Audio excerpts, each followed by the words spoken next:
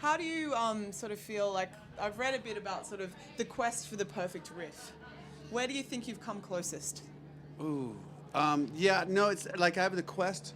I think, and every musician that I've ever met has that quest for that perfect song. Yeah. Whatever that means. Like when you write a song, you hear all the sort of bells and whistles, whether the flugelhorns and the trumpets and the something in the song, and you try your best to record that song, and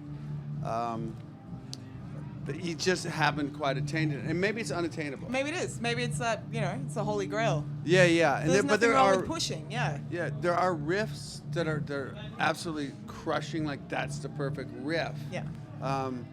But I think maybe, hopefully when I'm like 92, I finally write like here's the perfect song. And I'm done. So what? How do you kind of work it all around in terms of touring and stuff? I mean, I guess you get to call the shots a lot more these days. In what you do and how you spend your time. Sure. I mean, I've been touring a ton since the 90s. I really. And then you mean like having kids? Yeah, managing the whole lifestyle. So my girls grew up. VR was on the road. Yeah. And Slash had 2 little boys. Scott had 2 little kids. Yeah. So it was kind of like the Velvet era sort of thing. Yeah. It was a bohemian lifestyle when we had all the kids out, and the girls grew up on the road, and so now kind of going away, they're teenagers. So you can do whatever you want. This is the first tour. I left my house. I was like, I'm going for oh my God, yeah. I got to go on the road and party and stuff. And and have a good time. There's some other guys out here on the road on this tour who have the little 3-year-olds or 2-year, and they're just heartbroken. And they all come to me like, dude, how did you do it when your kids are this small? I said it was brutal. Yeah. You leave because that's like the loves of your life, Oh, the people and the music and stuff. Yeah. So you've dealt? It must be nice being the lead singer. Because obviously you've dealt with some crazy ass lead singers in your time. Yeah, I just have to. Yeah, it's nice. Like you just have to deal with yourself now. It's kind of good. Yeah. Yes, it is. It wasn't born out of that me singing. It was just we loaded. Or actually, I made a record in 2001, 2002. I think it came out in 2001. Yeah. Squires played on that record. Yep. And Dave Dieter from Presidents of the United States. All these characters played on this record, and I called it Loaded. And then I had to get a band. That's when Jeff came in, and we went to Japan and played these huge shows over there. And I was the singer. Yeah. But I was in school at that point in my life. I went back to college. Oh yeah, you were studying business, right? Yeah. And so this was like my college band. Yeah. In reverse, my life. A lot. Played the stadiums, then come back and start. Yeah. But that's kind of that's good. It's grounding. So being the singer wasn't really like I'm going to be the singer because I don't want to deal with some dickhead. It's just I was writing songs and I was in school and I didn't want to just stop playing music. I don't have that ability. And to stop playing music. To stop playing music. No, and I'm glad. Yeah. Keep going. I saw Iggy like making these records that he made of his own, and I got to play on this Brick by Brick record. Yep. And Iggy really just did it on his own and called friends to play on this record, and so that's kind of I emulated. Not that I'm Iggy, but I emulated what he did for Brick by Brick for the first Loaded record, and Killer. And it's turned into a band that we've gone out and toured the world on 3 different records, and it's pretty kick-ass. Yeah, it's like a whole new frontier. Yeah. And it's interesting, it started like that where you weren't sort of setting out for it to be, some big thing. It's like, well, I mean, you might have been, but you weren't like married to the idea of it, There's no ostentatious presets to this thing. It's just pure rock and roll for the sake of the rock and rollness of it. And because I think you'd know more than anyone, like whenever there's great, riches or great attention or great adulation or great anything, there's always a flip side to it. Yeah. And there's always another side to it. And, everything is good and bad. It's like that whole Zen thing. Like, absolutely. Yeah, like, people looking on, it's all been amazing and stuff, but I'm sure there were moments that were challenging. Yeah. And people ask me, like, I think all this, some people ask me, like, Like we played an amazing show last night. It was packed, and the people were hanging off the rafters and singing every song. And then, after the show, somebody asked me, "So how does it feel playing these small places since you played Calder Park here and all this stuff?" Yeah. I'm like, it's fucking amazing. Are you kidding me? It's great. It doesn't really matter. There's not one's better than the other, and right now isn't worse than something or better than something else. It's just now. Yeah. And we're doing this thing right now. In the moment. Yeah. And I love that. Yeah. And so. Are you guys thinking about another record or? We're gonna record some more. This is like our last thing on the taking, our latest record. We've been everywhere else. Now we're here. Yay. And we'll get back. We have a bunch of riffs and things, and maybe the perfect song. Maybe the perfect song is gonna come out this year. Yes. Lucky 13. 2013. Wow. Maybe so. Lucky, who knows? Yeah. You never know. What have been the big sort of catalysts for big musical change in your life and stuff? Big musical change. Yeah. I see. I'll hear something like hearing Prince back in 1980. Dude, Prince is such a badass. Yeah, hearing that Dirty Mind record. Like, this guy's punk rock, and he's like I grew up in the 70s, right? So Sly and Family Stone were big influence to me, and punk rock and Led Zeppelin and.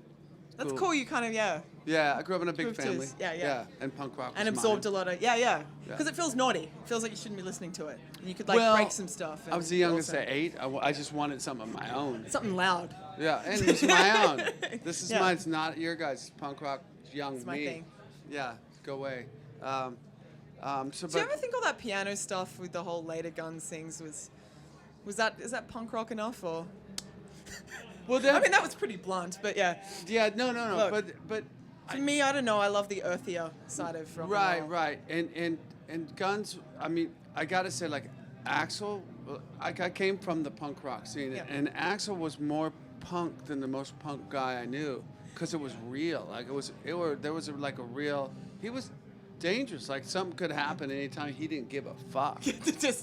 I'm gonna be Or he's more metal than the metal guy. He was more Freddie Mercury than like he was. So and that band was punk rock. No, we didn't give a shit. And even when it got huge and some people say bloated and all that stuff, I was bloated for about 2 years. Like when most of the pictures were taken, I was bloated. You looked fine. Yeah. But it was still like we were doing things on our own terms, in our own bubble. Yeah. Nothing affected us. No changes in music affected us. We were still playing stadiums, and we didn't. The one thing we couldn't do anymore though was go play a club. Yeah. We were just too big. And that's kind of sad, because there's something about like the sweat in your face and like falling into people and being able to see the band that close is I mean, I prefer a club show to from the other side. I'm a musician. Sure. But, we all do. You couldn't do that anymore. Yeah. We all prefer a club show. Yeah. So. Was it hard, sort of? I guess you really kind of went on and forged a new life afterwards. Like, not everyone involved at the time. I'll be good. Not everyone involved at the time sort of was able to, go forth and keep going and start a new frontier and all that kind of stuff.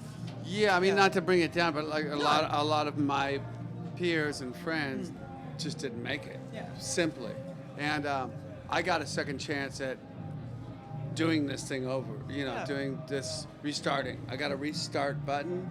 And you pressed it. I did. And even like every day, I think what's changed is how brutal like my change had to happen. I had some serious things happen. And well, you almost died, didn't you? Like, you faced it. Like, Yeah, and then seeing my mom like in the hospital room. I'm the youngest at 8, and she had Parkinson's. Dude. Really, just dude.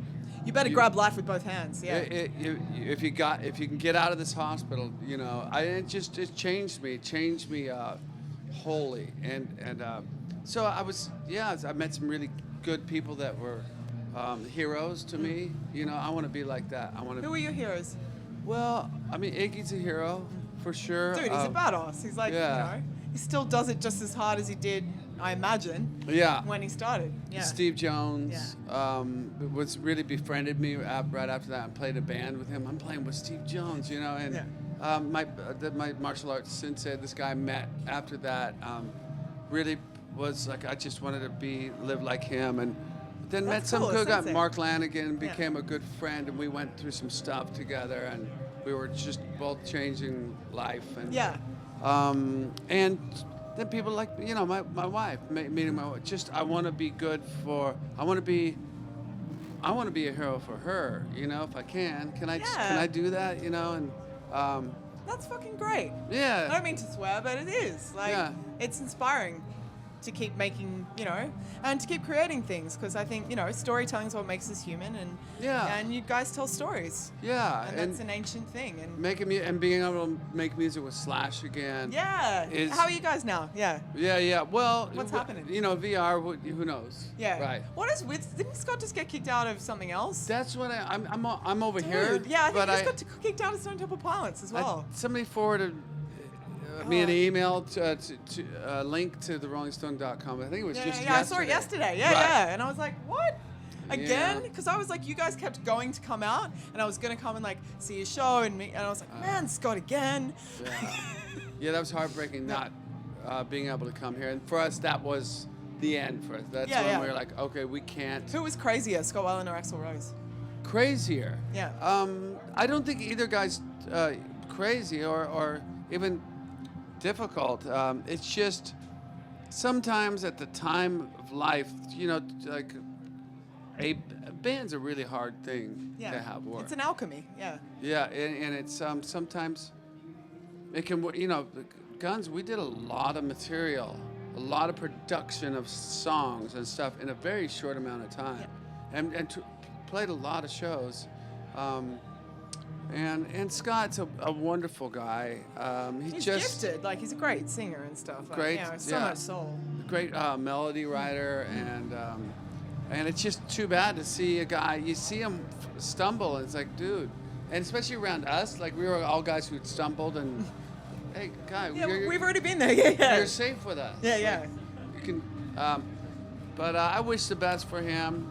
Yeah. I would say neither of those guys are crazy. Yeah, sorry, I don't mean to be so blunt. It's, Yeah, it's yeah. a lot more complex than that. I mean, if you would have asked Axl in 1993, who's the craziest, it would have been, who's the hardest to deal with?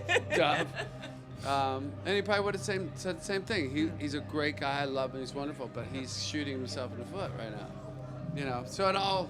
Who am I to judge? Who am I to Oh judge? yeah, I'm not saying no. Look, I shouldn't be so casual and flippant about things. But I think you've got to be a little bit crazy to make music. Like HR from the Bad Brains. Yeah. We were talking to who are we talking to? Someone who. Sick of it all. They used to go their first tours with Bad Brains, and like he's like, HR. You watch him every night and be like, I could never even be like that. But he's completely insane, but in an awesome way. He was insane in 1981 when I saw them the first time. I'm like, whoa, that guy's he might actually he's got a little something loose. And I saw Adam Ant a couple like year and a half ago in London. He's pretty nuts. And something, I didn't realize that he had gone into a hospital. But he came out on stage, and I'm like, I'm seeing Adam Ant in London, and this is killer. Chaos, yeah. And he came out, and you could tell, whoa. Well, like everybody kind of back because something happened, Yeah. and he had like 3 hats on, and It's a hard life to stay sane in. Yeah. Really, isn't it? Yeah. It's an interesting rhythm. I mean, the whole, like partying is like lunch break to most people. right. Like- There's a, but this at a festival like this, the Soundwave, there's such a fellowship between all of these bands. Doesn't matter if you're a metal band or Ghost, like we are. Yeah. That's We're colleagues. we're colleagues. Yeah. We're all buddies. We ride in bands together. We go to shows together. You been hanging out with Metallica and stuff, or? That first night, but they were staying up on the Gold Coast. Yeah. So But they're all, I'm good friends with those guys, and look what they've done. Those guys, they just go do whatever. We're Metallica. You got a stadium around here? Yeah. We got some fireworks. We got some fireworks. You got a stadium because we want to play a show. Yeah, they're killer. They're killer. They became more than metal, I guess. Yeah. Which is weird. I guess, you've been a part of that kind of crazy business where the perception becomes more than the...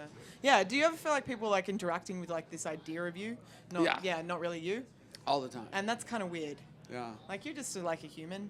Yeah. You're just a dude making music and stuff. Yeah. People need to relax. Actually, yeah, you've been free. A lot of guys have had spiritual moments, I think, with you. I've talked to a lot of bands who've like, Duff likes my band.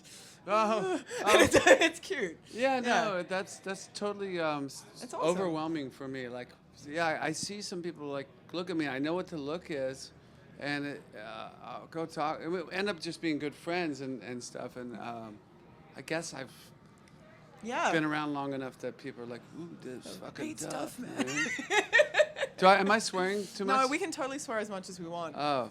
Like, we can. Oh, I heard. Oh, you know what the worst thing about fucking Willie Nelson is? What? Oh, what's the worst thing? What's the worst thing Willie Nelson can say? What's the worst thing? After you have sex with him? What? I'm not Willie Nelson. Some homeless guy or something. Damn it! That's pretty good. You can but like it still worked. Like it still worked. We can edit it like that. Yeah. Yeah, you edit that into cool. a real joke. Yeah, we'll show. No, it's still funny. Yeah. Like Willie Nelson.